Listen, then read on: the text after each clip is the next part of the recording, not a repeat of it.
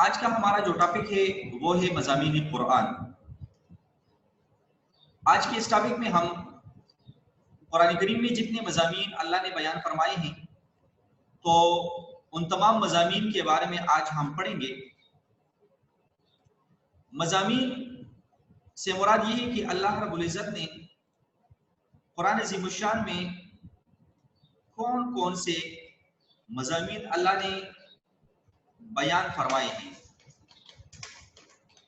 تو اللہ رب العزت نے قرآن عظیم الشان میں 5 مضامین بیان فرمائے ہیں۔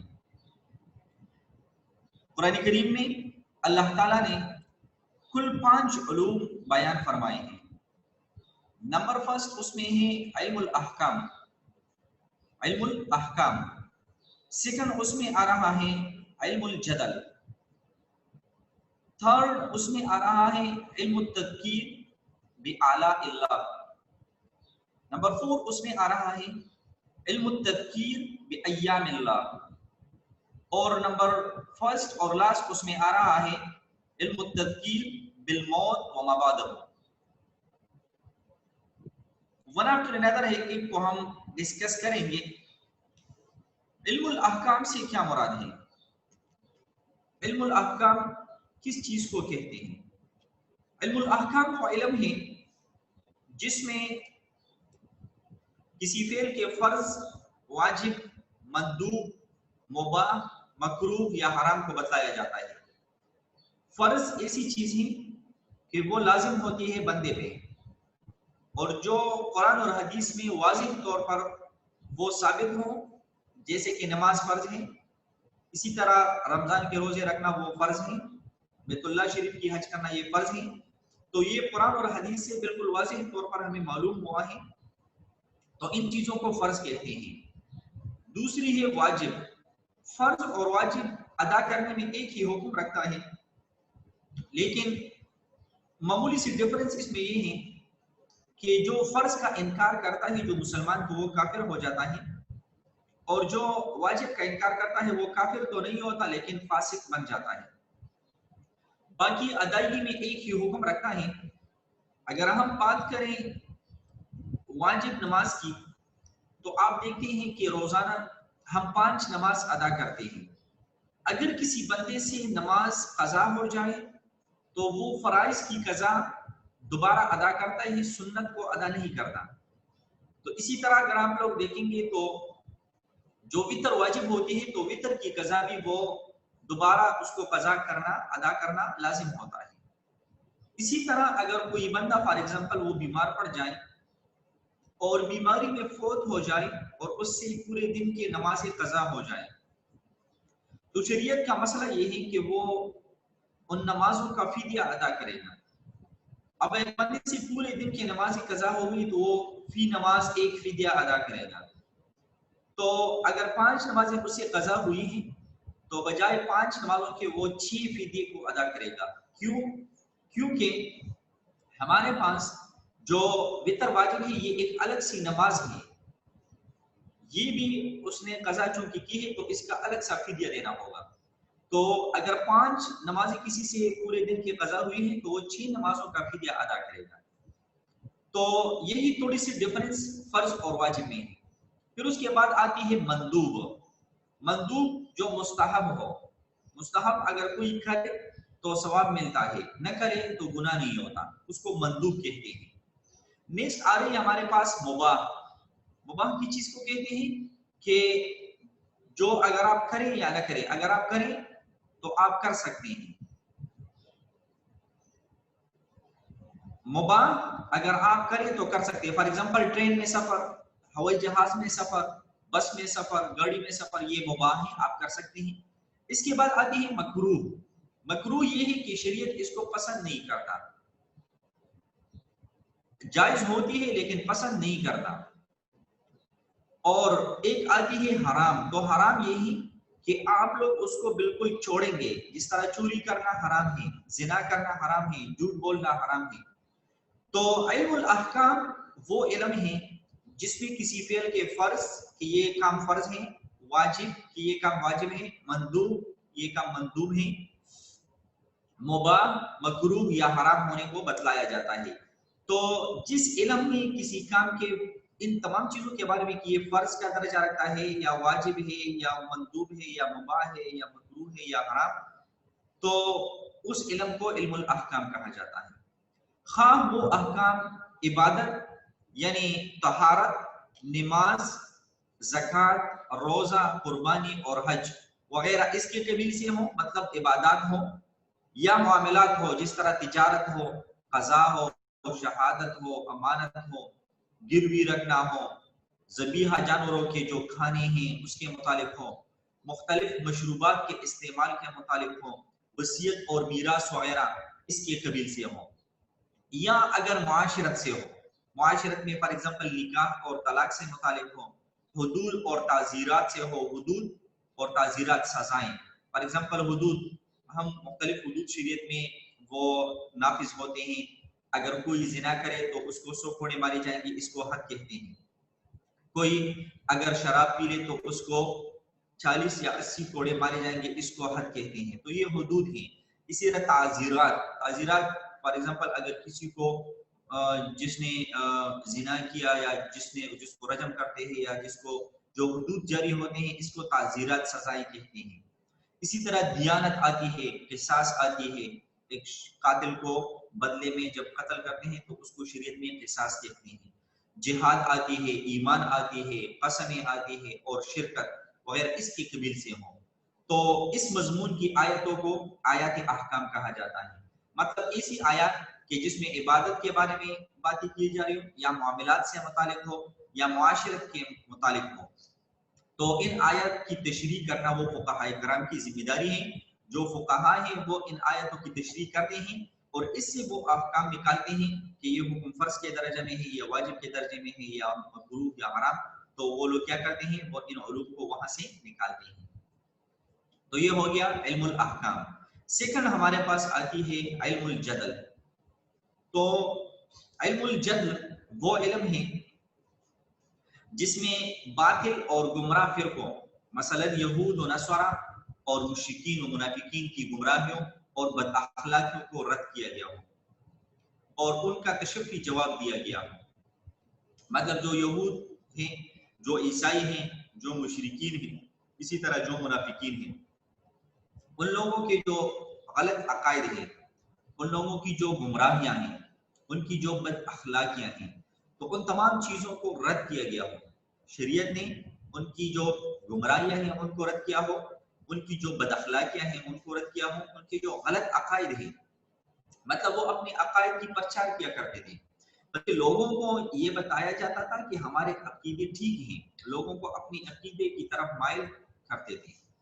تو شریعت نے ان کی تمام غلط باتوں کو کیا ہے، وہ ان کو رد کیا ہے کہ آپ لوگوں کی جو یہ غلط عقائد ہیں، غلط عقیدے ہیں، یہ ٹھیک نہیں ہے۔ جس طرح قرآن عظیم الشان میں بار بار اللہ رب العزت نے یہودیوں کی جو غلط عقائد تھی تو اللہ نے قرآن میں اس کو بیان فرمایا ہے۔ اس طرح ان کی جو گمراہیاں تھی، وہ اپنے آپ کو ٹھیک بولتے تھے کہ ہم ٹھیک ہیں، یہود بولتے تھے کہ ہم حق پر ہیں، ہم جنت میں جائیں گے، عیسائی کہتے ہیں کہ ہم حق پر ہیں، ہم جنت میں جائیں گے۔ تو قرآن نے ان کی ان باتوں کو رد کیا کہ اگر آپ لوگ اللہ کو نہیں مانتے، آخری پیغمبر کو نہیں مانتے، آخری قرآن کو نہیں مانتے، تو آپ لوگ گمراہیوں پر ہیں، آپ لوگ جنت میں نہیں جا سکتے، کیونکہ یہ ان لوگوں کی ایک غلط فہمی تھی۔ وہ اپنے آپ کو یہ دلاسا دیتے تھے کہ ہم کیا ہے، ہم اللہ کے بندے ہیں اور ہم جنت میں جائیں گے۔ دیکھیں، اگر ہم قرآن عظیم الشان کو اٹھا لیں تو اللہ نے تمام لوگوں کو، مسلمانوں کو، مومنوں کو بار بار اس میں مخاطب کیا ہے۔ ایک آیت میں اللہ رب العزت فرماتے ہیں یا ایھا الذین آمنوا اتقوا اللہ وکونوا مع الصادقین، یا ایھا الذین آمنوا اتقوا اللہ وکونوا مع الصادقین، اے ایمان والو اللہ سے ڈرو اور سچے لوگوں کے ساتھ ہو جاؤ۔ اس آیت میں کی تشریح میں علماء لکھتے ہیں کہ اللہ نے اس میں ایمان والوں کو مخاطب کیا ہے، یا ایھا الذین آمنوا، اے ایمان والو۔ تو علماء مفسرین حضرات فرماتے ہیں کہ دیکھیں، ایمان والوں کو مخاطب کرنا یہ ایمان والوں کے لیے اللہ کی طرف سے ایک بہت بڑا اعزاز ہے کہ اللہ رب العزت ہمیں مخاطب کرتے ہیں، ہمیں فرماتے ہیں اللہ رب العزت۔ دیکھیں نا، اس کی مثال ایسی ہے، ایک بادشاہ کو اگر ہم لیں تو بادشاہ کیا کرتا ہے، بادشاہ کے پاس بہت ساری فوج اور لشکریں ہوتی ہے، اور وہ کسی کو اگر کوئی کام حوالے کرنا چاہتا ہے تو وہ اپنی کسی خاص نوکر کو یا خاص بندے کو اسی بندے کی طرف بھیجتے ہیں اور اس کو بتاتے ہیں کہ آپ یہ کام کریں۔ تو اگر بندے کو بادشاہ کی طرف سے پیغام ملتی ہے تو وہ اس کے لیے بہت بڑا اعزاز ہوتا ہے کہ دیکھیں نا بادشاہ نے مجھے ایک کام حوالے کیا ہے۔ اور اگر پھر وہی بادشاہ ایک بندی کے پاس چلا جائے اور بذات خود اس کو کہیں کہ آپ یہ کام کریں، تو دیکھیں نا ایک طرف بادشاہ کے مرتبے کو دیکھیں اور دوسری طرف اس بندی کو جو درجے میں بادشاہ کے انتہائی کمزور ہے اس کے درجے کو دیکھیں، تو اس کے لیے بندی کے لیے کتنا بڑا اعزاز ہوگا کہ دیکھیں بادشاہ براہ راست مجھ سے مخاطب ہے اور مجھے حکم دے رہا ہے کہ آپ یہ کام کریں۔ تو اسی طرح علماء فرماتے ہیں کہ ایمان والوں کو اللہ نے قرآن کریم میں مخاطب فرمایا ہے، یہ ایمان والوں کے لیے بہت بڑا اعزاز ہے۔ ہمارا مرتبہ تو اللہ کے سامنے اس بندی کی طرح بھی نہیں ہے، ہم تو اس سے بھی بہت زیادہ کمزور ہیں، لیکن یہ ایمان والوں کے لیے بہت بڑی بشارت ہے کہ اللہ نے ہمیں ڈائریکٹ مخاطب کیا ہے۔ اب آپ لوگ دیکھیں نا اسی بات کو لے کر یہود، اللہ نے تورات میں یہود کو ایک دفعہ صرف مخاطب کیا تھا، صرف ایک دفعہ ان کو براہ راست اللہ نے خطاب کیا تھا، تو وہ لوگ اس پر اتنے اتراتے تھے، وہ کہتے تھے کہ بس اللہ نے ہمیں مخاطب کیا، اب ہم بس بخشے گئے، ہم جو بھی کرے، جو بھی گمراہی کرے، جو بھی گناہ کرے، ہمیں یہ معاف ہے، ہم کر سکتے ہیں۔ حالانکہ شریعت نے ان کو کہا کہ نہیں، یہ آپ کی غلط فہمی ہے۔ تو ان لوگوں کو اللہ رب العزت نے ایک دفعہ مخاطب کیا، وہ اتنی حد تک چلے گئی کہ وہ اللہ کی نافرمانی شروع کرنے لگے کہ بس اللہ نے ہمیں مخاطب کیا، وہ کہتے تھے کہ یہ ہمارے لیے بڑی اعزاز ہے، بس اب ہم اللہ کے اس کے بعد ہم سے حساب کتاب نہیں کرے گا۔ تو وہ لوگ ایک دفعہ اللہ کے مخاطب کرنے پر اتنی اتراتے تھے۔ تو ایمان والوں کو تو اللہ رب العزت نے قرآن کریم میں بار بار مخاطب کیا ہے، بار بار مخاطب کیا ہے۔ اب یہود لوگوں کی یہ جو گمراہیاں ہیں کہ وہ کہتے تھے کہ اللہ نے ہمیں مخاطب کیا ہے اور بس ہم بخشے گئے، ہم سے حساب کتاب نہیں ہوگا، ہم جو بھی کام کریں بس ہم وہ معصوم ہیں۔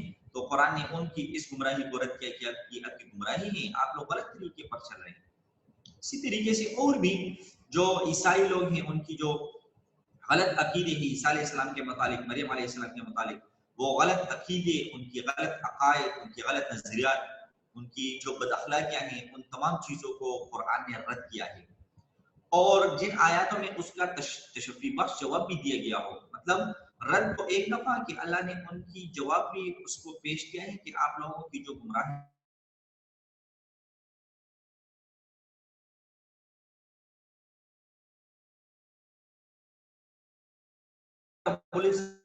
ہر زمانے میں لوگوں کی اصلاح کے لیے اور لوگوں کی رہنمائی کے لیے اللہ تعالیٰ اپنی انبیاء کو بھیجتے ہیں۔ پھر وہ لوگ اعتراض یہ کرتے تھے کہ اگر اللہ کے بندے آتے ہیں تو فرشتے کیوں نہیں آتے؟ تو اللہ نے اس کا جواب یہ دیا کہ آپ لوگ انسان ہوں، اور اگر اللہ فرشتے آپ کی طرف بھیجتے، مبعوث بنا کر بھیجتے، اللہ کے نبی بن کر آتے، تو آپ تو انسان ہیں، آپ لوگوں کو بشری تقاضے ہیں، ضرورتیں ہیں، آپ لوگ شادی کرتے ہیں، آپ لوگ سوتے ہیں، آپ لوگ کھانا کھاتے ہیں، آپ لوگ آرام کرتے ہیں، یہ تمام چیزوں کی آپ کو ضرورت ہوتی ہے۔ لیکن اگر فرشتہ اللہ کی طرف سے آتا، فرشتہ نہ اس کو شادی کی ضرورت ہوتی ہے، نہ اس کو کھانے پینے کی ضرورت ہوتی ہے، نہ اس کو آرام کرنے کی ضرورت ہوتی ہے، نہ کھانا کھانے کی ضرورت ہوتی ہے۔ تو اگر فرشتہ آپ کے پاس نبی بنا کر بھیجا گیا ہوتا تو وہ تو 24 گھنٹے بیٹا رہتا، آپ کو کہتے کہ میں اب نماز پڑھاؤں گا، ابھی تعلیم کروں گا، ابھی آپ کو بیان کروں گا، ابھی یہ کریں گے، تو آپ لوگ اس کی طاقت نہیں رکھتے، آپ لوگ تو انسان تھے تو کس طرح اس کی اطاعت کرتے۔ اور یہ بات مسلمہ ہے کہ جو نبی کے مخلوق ہوتی ہے، نبی کی امت ہوتی ہے، ان پر اپنی نبی کی اطاعت کرنا وہ فرض ہوتی ہے، اگر نبی کی اطاعت نہ کرے تو وہ لوگ کافر بن جاتے ہیں۔ تو اسی لیے اللہ نے فرمایا کہ اگر زمین پر فرشتے بستے تو ہم ان کی طرف فرشتہ بنا کر مبعوث کرتے۔ یہ ان لوگوں کی بات کو اللہ نے رد کیا، وہ کہتے لولا انزل علینا الملائکہ، اللہ ہم پر ملائکہ کو، فرشتے کو نبی بنا کر کیوں نہیں بھیجتا؟ تو اللہ رب العزت نے فرمایا کہ اگر زمین پر فرشتے بستے تو ہم آپ کی طرف فرشتے مبعوث بنا کر بھیجتے، لیکن زمین پر فرشتے نہیں، انسان بستے ہیں، اس لیے ہم نے انسانوں کو مبعوث بنا کر بھیجا۔ اور پھر ان کا تشفی بخش جواب بھی اللہ نے یہ دیا کہ دیکھیں نا، آپ لوگ تو بشری تقاضے رکھتے ہیں، آپ کی ضرورتیں ہیں، تو اگر ہم فرشتے کو نبی بنا کر بھیجتے تو آپ لوگ کس طریقے سے ان کی اطاعت اور تابعداری کرتے تھے؟ تو یہی بات کہ اللہ رب العزت نے ان لوگوں کی جو گمراہیاں تھی، ان لوگوں کی جو غلط عقائد تھی، تو ان غلط عقائد کو اللہ رب العزت نے رد کیا کہ دیکھیں آپ لوگوں کی یہ غلط عقیدے ہیں کہ فرشتے کیوں ہماری طرف مبعوث بنا کر نہیں بھیجا جاتا. تو اللہ رب العزت نے ان لوگوں کی ان تمام گمراہیوں کو رد کیا، اور رد کرنے کے بعد اللہ نے ان کا تسلی بخش جواب بھی دیا کہ آپ لوگوں کی بات تو رد تو ہوگی، لیکن آپ کو جواب بھی ملے کہ آپ لوگوں کو اپنی نبی کی اطاعت کرنی چاہیے. دیکھیں اللہ رب العزت کا یہ دستور ہے. اب وہ لوگ پھر مختلف ہیلے بہانے کرتے کہ ہمیں کیسے پتہ چلتا ہے کہ یہ اللہ کا نبی ہے، یہ اللہ کا نبی ہے، ہمیں کیسے پتہ چلتا. پھر اسی میں ہیلے بہانے کرتے. کبھی کہتے کہ اس کے پاس یہ آسمان تک ہم اپنی نظروں سے دیکھیں، یہ آسمان تک چلا جائے، ہم اس کو دیکھتے جائے اور یہ نبی آسمان تک اوپر چڑھتا جائے. یا کہتے کہ اگر قرآن اس کے ساتھ کتاب نازل ہوتا جائے، یا اس طرح ہم اپنے آنکھوں سے دیکھیں کہ اس نبی کو آسمان سے فرشتے اپنے ساتھ اتروا کر لے کے آئیں. مطلب یہ ہی بہانے ہوتے تھے.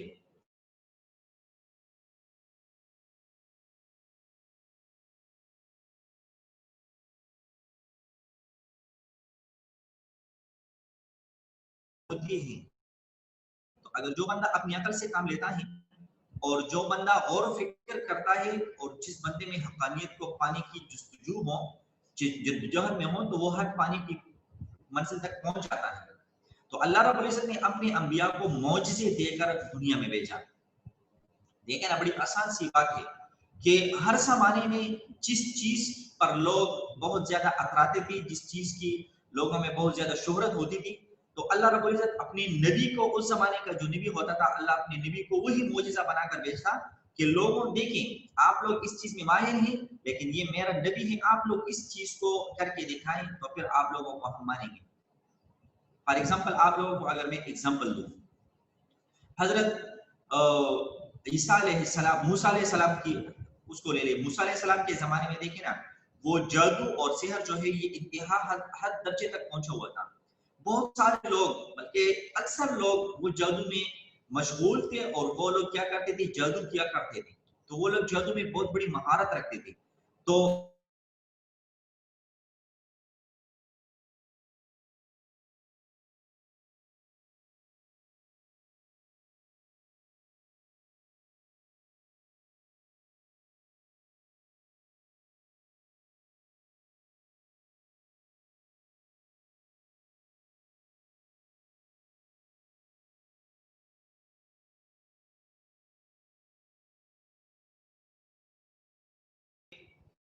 جو لاٹھی تھی ان کے ساتھ، تو اللہ نے فرمایا کہ آپ اپنی لاٹھی کو زمین پر کیا کریں، زمین پر ماریں.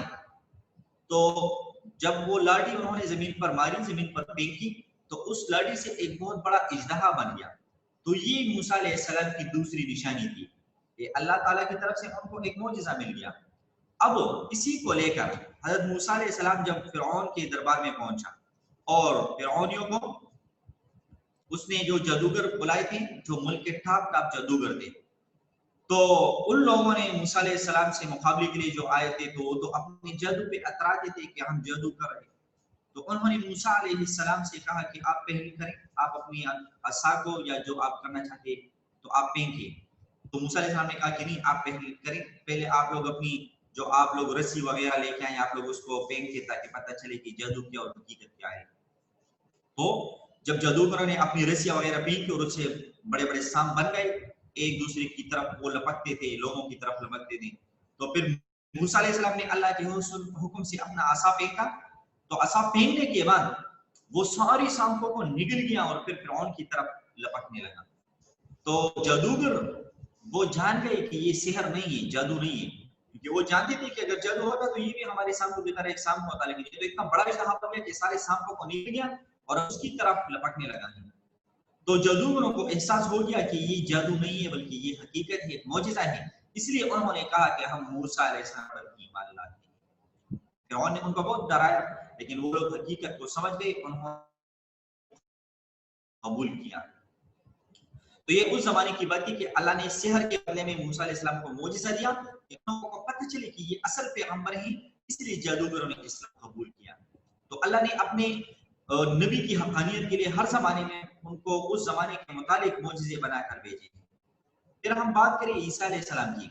देखिए ईसा अलैहिस्सलाम के जमाने में मेडिकल ने बहुत ज्यादा तरक्की की थी। लोग तिब में जो मेडिकल थी वो लोग बहुत ज्यादा उस पर नाज करते थे कि हम बहुत ज्यादा मतलब मेडिकल में हमने तरक्की की और हम इलाज करते हैं और हम इस तरह करते इस तरह करते हैं। तो वो लोग मेडिकल पे बहुत ज्यादा नाज करते थे। तो अल्लाह रब्बुल इज्जत ने उन लोगों को मेडिकल के मुतालिक अल्लाह ने उनको ईसा अलैहिस्सलाम को अल्लाह ने क्या मौजिज़ा दिया? एक मौजिज़ा अल्लाह ने ये दिया, 3 बड़े-बड़े मौजिज़े अल्लाह ने उनको दिए थे। फर्स्ट मौजिज़ा ये था कि जो पैदाइशी तौर पे अंधा पैदा होता था तो इसका इलाज उस जमाने में नहीं होता था। अगरचे लोग मेडिकल पे बहुत ज्यादा वो करते थे कि हम मेडिकल में तरक्की याफ्ता है, लेकिन किसी भी मादरजात अंधे को जो माँ से पैदा हुआ ही अंधा हो उसको ठीक नहीं करते थे। लेकिन मूसा अलैहिस्सलाम अल्लाह के हुक्म से उसकी आंखों पे हाथ फेर देते वो ठीक हो जाता था, उसकी भी नहीं आती थी। एक ये मौजिज़ा था। दूसरा मौजिज़ा वो लोग ये नहीं कर सकते थे, वो लोग आजिज थे, कम से कम बाकी बीमारियों का इलाज कर सकते थे, लेकिन जो मादरजात अंधा था उसका इलाज नहीं कर सकते थे। ये एक मौजिज़ा हो गया। दूसरा मौजिज़ा ये था कि ईसा अलैहिस्सलाम मट्टी से परिंदों को बनाते थे और फिर उसमें उसको कहते कि अल्लाह के हुक्म से उड़ जाना, तो अल्लाह उसमें रूह डाल देते और वो अल्लाह के हुक्म से उड़ जाते थे। तो लोग बहुत ज्यादा मेडिकल में तरक्की थी, लेकिन वो लोग किसी भी मट्टी की चीज को जिंदा नहीं कर सकते थे। और इसी तरह तीसरा और सबसे बड़ा मौजूदा जो था वो ये था कि जो कब्र में मुर्दा पड़ा होता था, ईसा अलैहिस्सलाम उसी मुर्दे को कहते थे कुन बिइज़्निल्लाह, अल्लाह के हुक्म से खड़े हो जा, तो वो मुर्दा अल्लाह उनके हुक्म से वो ठीक कर देते थे, बिल्कुल सही सलामत जिंदा होता था। तो ये 3 मौजूदे अल्लाह ने उनको दिए। वो लोग इन कामों को करने से आजिज आ गए। न वो मादरजात अंधे को ठीक कर सकती थी, न वो लोग मिट्टी से बनाए हुए परिंदों को उड़ा सकते थे, और न वो लोग मुर्दे को जिंदा कर सकते थे। तो ईसा अलैहिस्सलाम के इन मौजूदों की वजह से उन लोगों पर ये हकीकत खुल गई कि वाकई ये अल्लाह का बंदा है, अल्लाह की तरफ से आया है और ये हक पे अमर है। तो अल्लाह ने लोगों की रहनुमाई के लिए ये तमाम चीजें तमाम अंबिया को मुझसे बना कर भेजी। हम अपने नबी सल्लल्लाहु अलैहि वसल्लम के बारे में अगर पढ़ें तो नबी करीम सल्लल्लाहु अलैहि वसल्लम के ज़माने में अरब के लोग वो अरबी ज़ुबान पे बहुत ज़्यादा नाज़ करते, वो कहते थे अपने आप को अरबी बोलते थे और बाकी तमाम लोगों को अजम यानी गूंगे बोलते थे कि हम तो अरबी लोग हैं, हम तो बातें कर सकते हैं और बाकी जो लोग हैं ये बातें वगैरह नहीं कर सकते। तो बहरहाल अल्लाह ने नबी करीम सल्लल्लाहु अलैहि वसल्लम को कुरान अज़ीमुश्शान देकर भेजा। अल्लाह ने नबी करीम सल्लल्लाहु अलैहि वसल्लम को कुरान पाक देकर भेजा कि आप ये मौजज़ा लेकर जाएं उनके पास। तो जब आप सल्लल्लाहु अलैहि वसल्लम ने उनको कुरान बयान किया, वो लोग कभी कहते ये सेहर जादू है, कभी कहते थे कि ये अपनी तरफ से बनाकर लाए हैं, कभी कुछ कहते कभी कुछ, कभी कहते कि इसमें पुराने लोगों को किस्से हैं। तो कुरान ने उनको चैलेंज किया कि चले आप लोग इस पर इतराज करते हैं फअतू बिसूरतिन मिन मिस्लिही वदऊ शुहदाअकुम मिन दुनिल्लाह, अगर आप लोग कुरान पे इतराज करते हैं कि ये बंदे ने बनाया है तो आप इस कुरान की एक सूरत जैसा बनाकर लाए। अल्लाह के अलावा जितनी भी आप लोगों के शुरका हैं, जितनी लोगों की आप इबादत करते हैं बुत वगैरह तमाम चीजों को आप लोग जमा करें, अल्लाह के अलावा आप लोग चले एक सूरत इस जैसा बना लें। वो लोग आजिज आ गए, बना ना सके। परसों भी इसके बारे में हमने बात की। फिर कुरान ने उनको एक और चैलेंज दिया फअतू बिआयतिन मिन मिस्लिही, कि चले सूरत तो बनाकर नहीं ला सकते, एक छोटी सी आयत बनाकर पेश करें। तो वो लोग एक आयत भी बनाकर पेश नहीं कर सकते। तो फिर जिस तरह मैंने आपको पहले भी बताया था कि जब सूरत कौसर इन्ना आतैनाकल कौसर ये नाजिल हुई तो सहाबा कराम ने नबी करीम सल्लल्लाहु अलैहि वसल्लम के मशवरे से, क्योंकि उस जमाने में होता यह था कि जब कोई शायर वो अपना कोई शेर बनाता या कोई कलाम लिखता तो ले जाकर उसको बैतुल्लाह के दरवाजे पर लटकाते और चैलेंज देते लोगों को कि इस जैसा आप लोग कोई शेर बना ले या कोई कलाम बना ले। तो दूसरा शेर वो दूसरा शायर और कोई बड़ा सा वो आता और उसके जवाब में वो लिख लेता, उसका इतिराज खत्म होता। तो साहब ने नबी करीम सल्लल्लाहु अलैहि वसल्लम से पूछा कि क्यों ना हम सूरह कौसर को इन्ना आतैनाकल कौसर फसल्लि लिरब्बिका वन्हर इन्न शानिअका हुवल अबतर, क्यों ना हम इसको बैतुल्लाह शरीफ पर लटकाए, इन लोगों की इतिराज भी खत्म हो जाए और इन लोगों को हम ये कहें कि चलिए अगर आप लोग कहते हैं कि ये शेर है तो 3 आयतें हैं, चौथा आयत आप पेश करें, या आप कहते हैं कि ये बंदे ने बनाया हुआ है तो आप लोग भी बंदे हैं तो आप भी कमाल के दर्जे हैं, तो आप लोग कमाल के दर्जे में हैं, शेर पढ़ते हैं कलाम बनाते हैं, तो आप लोग इस जैसा कोई एक छोटा सा आयत बना लें। तो सहाबा कराम को इजाजत मिल गई और बैतुल्लाह शरीफ के दरवाजे पे उन्होंने इसको लटकाया और चैलेंज किया कि आप लोग इस जैसा कलाम बनाएं। वो लोग आजिज आ गए, बड़े बड़े शायर बड़े बड़े दीप वो आके उसको देखते कहते कि नहीं इस जैसा तो नहीं बन सकता। जो अरब का सबसे मशहूर शायर था, मशहूर बंदा था, वो आ गया, बहुत देर तक वो उसको देखता रहा इन्ना आतैनाकल कौसर फसल्लि लिरब्बिका वन्हर इन्न शानिअका हुवल अबतर। वो कहते कि क्या बनाऊं।